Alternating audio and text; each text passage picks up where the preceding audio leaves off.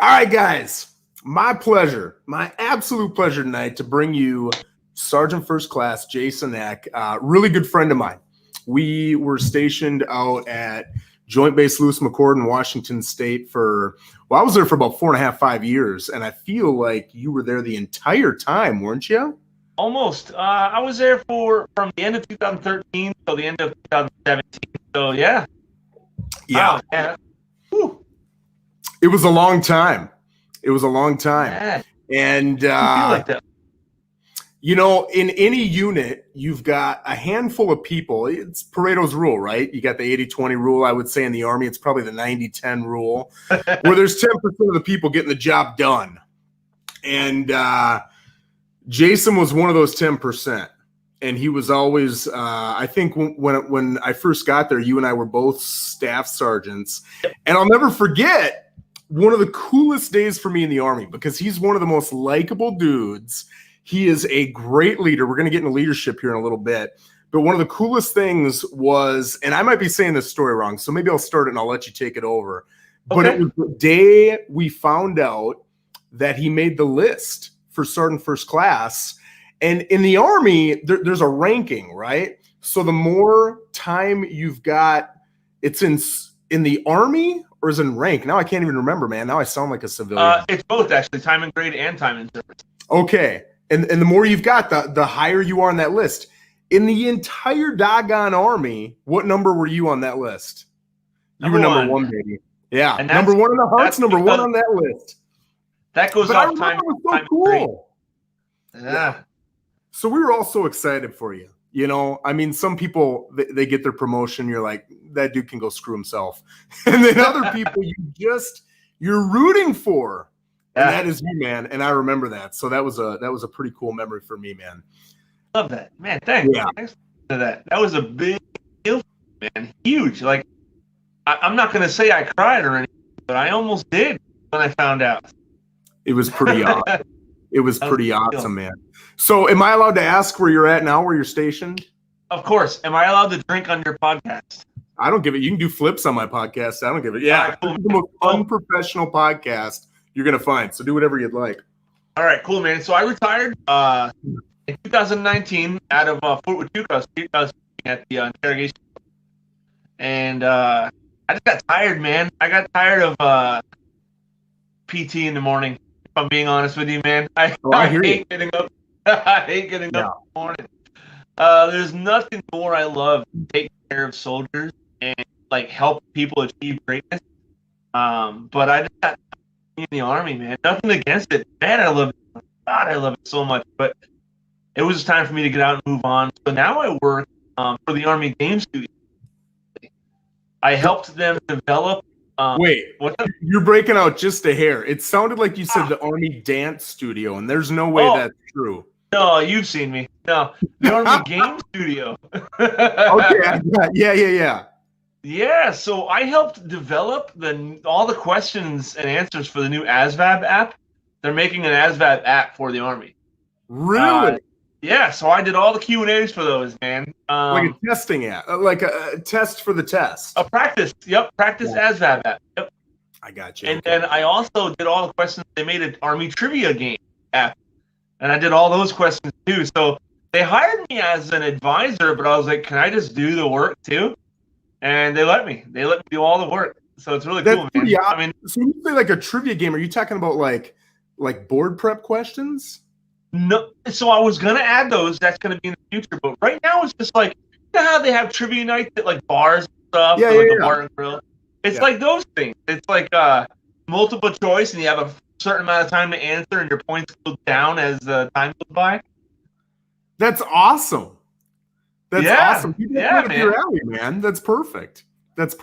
So these guys pay you to do this. Yeah, right.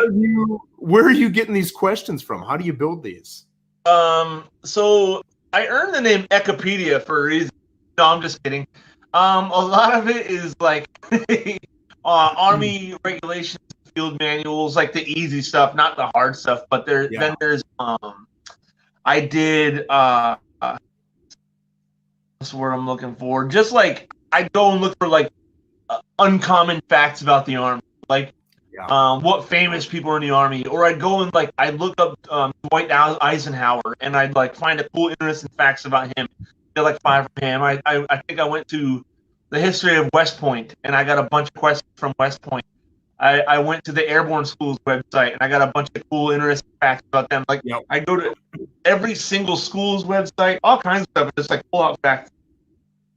So you're talking about Army trivia, and you're talking about ASVAB prep questions. Is this the same app, or are these different apps? Different apps, man. I got hired because of my recruiting experience. I was a top recruiter in my area. Of course, that's on my resume. And I got hired because of that, because they were making the app for recruiting. And when I got there, they were like, "Yeah, we're doing this and this." I was like, kind of a waste of time. They hired me as an advisor, wasting your time with these questions. What we test on the most.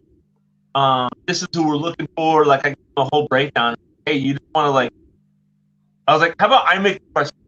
You already have a guy doing it. I was like, how about I make the question for you? And yeah, like, get rid of that guy. So if I look it up right now, can I see the app? Yes, absolutely you can, man. What's it called? When you go to the App Store or iTunes, whatever, or the Google Play Store, just look for Army or ASVAB Study app or something, and then the creator will be Army Game Studio. I think the Army Trivia app is called like Army Trivia or U.S. Army Trivia or something. I don't think that does it look like. It's on my phone right now. If I go with for some reason it shuts you out. You're not gonna be able to see it. I think that's it. Is the creator of the Army Game Studio? It says ASVAB practice for dummies. Nope. No. ASVAB practice test created by Fang Hung. I don't think. No, you want to look for it'll say the Army Game Studio or Army. Dude, I don't know now. ASVAB study guide and test. That's by Line Century. Nope. Here, no, that's by Glimpse. You know what? I'm gonna try to find it. If I lose you, man, I'm gonna click them. No, that's fine. You know how to get back in. All right. I think this is so interesting because honestly, the ASVAB, as simple as I thought it was simple, but yeah, you're literally setting up your career, your future in the military on a test, and there's lines, right? Now I don't remember the lines, but let's say it's every 10 points. You got 50 and below, 60 and below, 70 and below, and if you get above certain lines, you get to pick different jobs, and different jobs have different bonuses. I'm talking some 5, maybe 6-figure bonuses.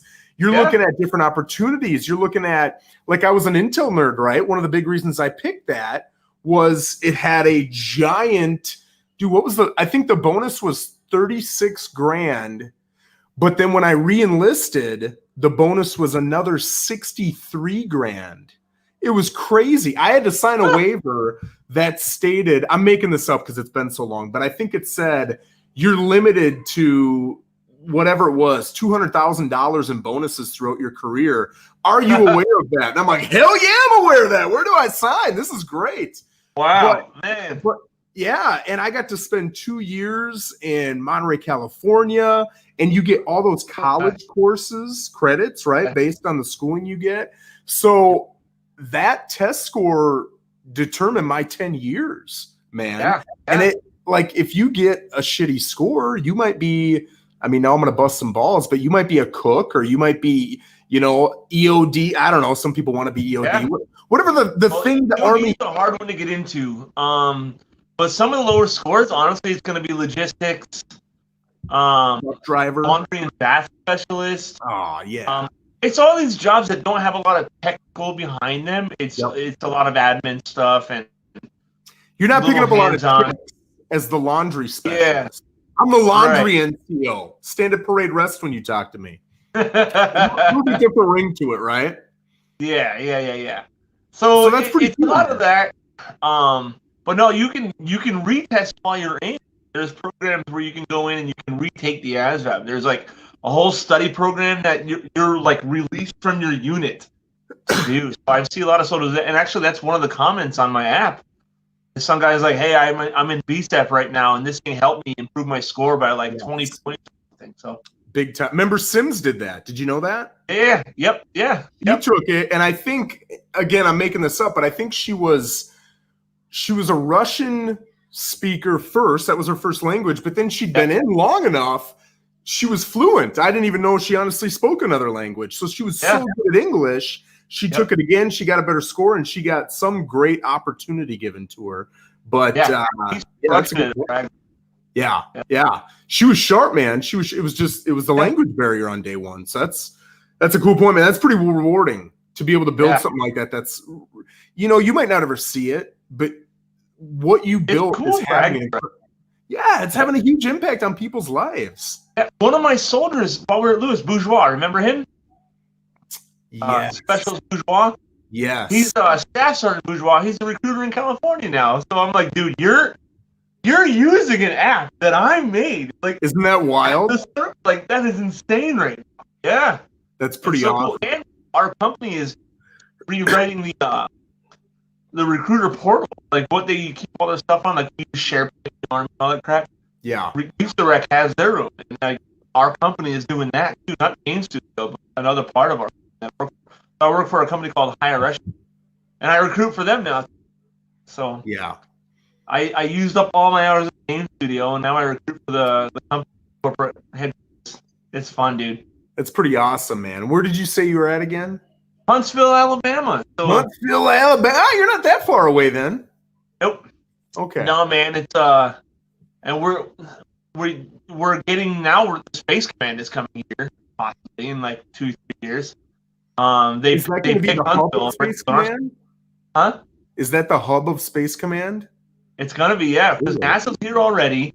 Redstone Arsenal is like it's a big test place in missile defense. So there's a lot of already like really good experts here. So they picked Huntsville, Redstone Arsenal to be their headquarters. Yeah. So we're gonna have a lot of jobs too, man. So I'm stoked. That's pretty wild. I remember when that first came out, Space Force, and we all just kind of laughed at it like, what kind of movie are we watching?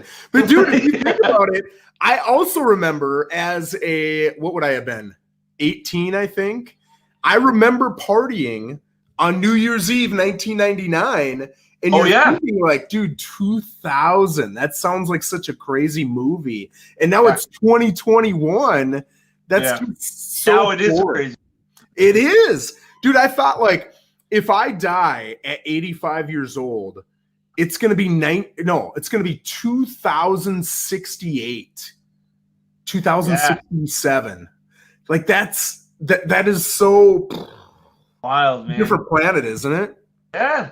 I was in the Army on 99 New Year's into 2000. You were in the Army? We had a special phone. Remember they were talking about like power going out, all the computers shutting down, all this crap? Yeah, I was on staff duty just waiting for the phones and everything to shut down. Nothing happened. Hope it. Please, Lord, give me something to do on my ship. I remember I used to hope somebody got drunk and, at least then I'd have some humor for the night. Yes. Yeah. Yeah. On the weekends, the safety briefs we get, I would beg my soldiers, like, you have to call me. Like, do not get drunk, drive somewhere. Don't pay for an Uber or a cab. Call me. I will come get you. Yes. Yeah, absolutely. Yeah. Absolutely. So I want to get a little bit into, a lot of the audience that I've got are either local Port St. Lucie folks, or it's a lot of realtors and real estate professionals around the U.S., right? So for me, one of the things that I like to focus on is delivering them value somehow. And with a guy like you, with all the experience you've got, 21 years in the Army, you've had hundreds, maybe thousands of soldiers underneath you at some point. I just want to ask you some leadership questions. Let's hear it, man. Don't make it too hard. None of these are hard, man. These are all softballs. That's all I throw. So looking at, especially you, more so for you than for me even, when you first got into the military, it was very, when you did something wrong, your leader would say, hey, why don't you get down and just do push-ups until I get sick of you doing push-ups? Something, whatever it was handled in your little unit, whether it was a team or it was a squad or it was a platoon. And ideally, that's how you wanted it handled. It might have sucked more right there, but then it wasn't on paper. It didn't really impact your career. You could learn from it. And the worst thing was, you got some sore legs. Okay, that's not all that bad, right? That's honestly pretty good. Yeah. But that changed dramatically while you and I were in. And you either weren't allowed to do it, or if you were limited, or you had to do it with them, or there were all these limitations, and you couldn't punish anybody. It had to be corrective training, and it got really politically correct. Yeah. And while I think, I'm going to stop there and just ask you, what do you think the pros and the cons were of that? How do you feel about all that? Dude, all right. So I hated it. I was a non-commissioned officer during that day. I came in where it's like, Eck, get the hell down, beat your face. But the problem was, I'm gonna start with the end. Bluff, right? I think it's a good change. Now, the pros and cons of that. First, I'm gonna go back and tell you a little bit about my transition and why I thought it was, and then I'll tell you what the cons were. I was a young leader, and I got my mentors, my leaders ahead of me, were super toxic, like in your face, treat you like garbage. You don't really learn anything, right? All I learned how to be a complete jerk to people who were, and in my head they were lesser than, because I made it to Sarge. You're just a piece of crap below me, right? And that was the mentality, and that's kind of the mentality civilians see when they see the Army. Oh, Sergeant, he must do, makes everyone do push-ups, all this crap. And it's as cool as it is to have that kind of power. At that same time, you don't want that. That's not the kind of power you want. You want the power that, you want reverent power, right? You want earned power, and that kind of power is legitimate power, right? In one of my podcasts, I talk about the level of power, and legitimate power is my least favorite, because that's a power that you didn't really. You worked to get the rank. You didn't really work for that power. You just kind of showed up and they put rank on you. Yep. Well, at that time, college, right? And all of a sudden, you're like a demigod among them. And that power was straight to your head. Especially me, I was a tiny little kid who was beat up in high school. Now it's my treated like crap. Now it's my chance to assert my dominance over anyone I, right? And I did. I was toxic. I was a terrible leader. When I took pride, a lot of my soldiers were older than me because I got promoted so fast. This is when I was artillery. I took pride in making grown men cry. They had to leave the artillery piece and go hide around the corner because they were too mad at me and were crying. And I was like, I thought I was so great. I thought I was so awesome for that. The problem was I didn't know how to lead. I knew how to be in charge, and I knew how to be really aggressive. I get what I needed finished. Sure, it got done fast. I met commanders, guidance, all that stuff. Did my soldiers learn anything? Was I learning anything? So when they started transitioning into, stop making them do push-ups, then, do more paperwork, and I was a paper machine. Again, man, I wanted to destroy your morale the best I could in words. Like, I took pride in how mean I could be in a council. Also be legally okay to write. Yep. Right? Again, man, that I was hiding behind a sheet of paper on my leadership. I wasn't leading anything. Again, I was in charge of some dudes or girls, right? At the time, it was all men. And I could use this paper to prevent you from getting promoted to get at my level, to prevent you from being awesome. Go home at the end of the day, you might know a lot about artillery, anything about leading. Yeah. Right. So I learned that the Army had switched to the servant leadership type of leadership back in the 70s, and no one wanted to adapt. Right? They talked about, be there for your soldiers, you take care of your soldiers, all this stuff. It's all like, but never they preached it, but never. Yeah. And in our heads, as young, experienced leaders, the old guys were like, I'll beat them until the morale improves. Right? Yep, the famous saying. Yes, man. And then it wasn't until my second deployment, when I was in Iraq, I had a PFC specialist. My specialist was my gunner, and the PFC was my driver. We got a few situations where my gunner literally saved my life, and my driver literally protected my life. Like, he was awesome. They were always there for me. And yet I, as a young staff sergeant, treated these guys like garbage because they were less than me. And I kind of hit a point where I was like, you know what? It's 2006 and everybody who's in the Army joined during the time of war. Why am I treating these guys like this? Yeah.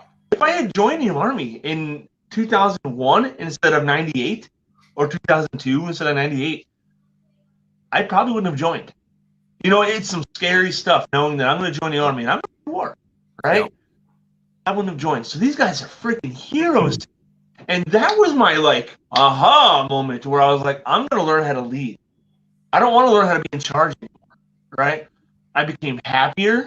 I literally got in a fight with one of my soldiers. I got out when I was in Korea for fighting.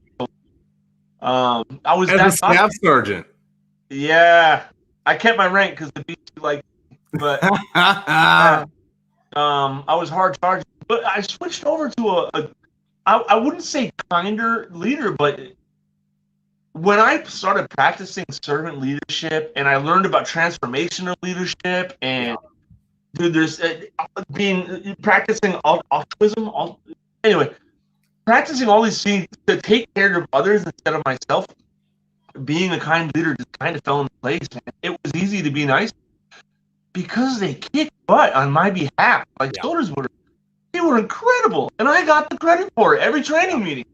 Hey, Sergeant Eck, good job, man. Yeah, I'll take it. Thanks.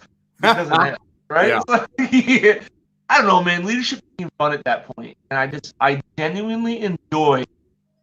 I get letters now. I get emails and messages now from soldiers who are like, "Dude, thank you so much for teaching me." And that going from a big crap leader to that, man, huge. So the cons, back to those cons. The cons are the push-ups make you lazy, right? The cons of the aggressive side. Con of the newer way. The paperwork made you lazy. None of that was leading. It was being in charging. It wasn't leading, right? Yeah. Another pro of it was soldiers felt like if they made a mistake, they were probably given a chance to learn from it instead of you smoking the dog crap out of them. Yep. Right. So I think it was I think the pros would definitely, if I went over a whole list of them, pros would outweigh the cons big time. And another con, especially if you were a soldier in that era, you're thinking, oh snap, I can do a lot more now. Yeah. And I won't have to beat my face. I won't have to do all this stuff. I might have to write an essay, which is I hate the essay thing, man. I'm telling you, if you ever get a chance to listen to my podcast, I go into that too, how the essay is a cop-out and all this other stuff. And I'm guilty of making soldiers as the leader. You're saying it's a cop-out of the leader. Yeah, okay. Yeah, making my soldiers write essays because they got in trouble. What is that doing for anybody? You know, like, if I ever made it, there were 2 times I made soldiers write essays. And both times, if you can make me laugh, your corrective training will stop there. And they had some amazing essays. Like, because, like, I'm sure I wanted to waste their time making them write something, but at the time, like, an essay is a cop-out, so let's have fun. Yeah. You know? But yeah, I could go on about being such a positive leader. Second part, I don't want to. I'm not trying to hijack the podcast either. No, man, dude. This is all just a chit chat. I think I am way more high strung than you. You are Mr. Chill, man. And I never got to work. I worked alongside you, but I never got to work under you ever. Yeah. So I only know what other people told me.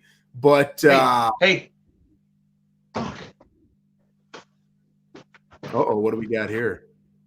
This could be good or bad. Did we lose him? I might have lost him. All right, well, we'll see what he's doing. Maybe he's got technical difficulties here. Let me try send him a message over Facebook. We'll see how he's doing. Where is he? Are you good? You froze up. It's funny that I'm having technical difficulties with this guy. And this guy, we were both Intel nerds, right? So this guy is one of the sharpest, smartest people that you're ever going to meet. He's incredibly intelligent. And it's really interesting because my leadership style, there I lost him, I bet he'll be back. My leadership style and his leadership style, in some cases, was very similar.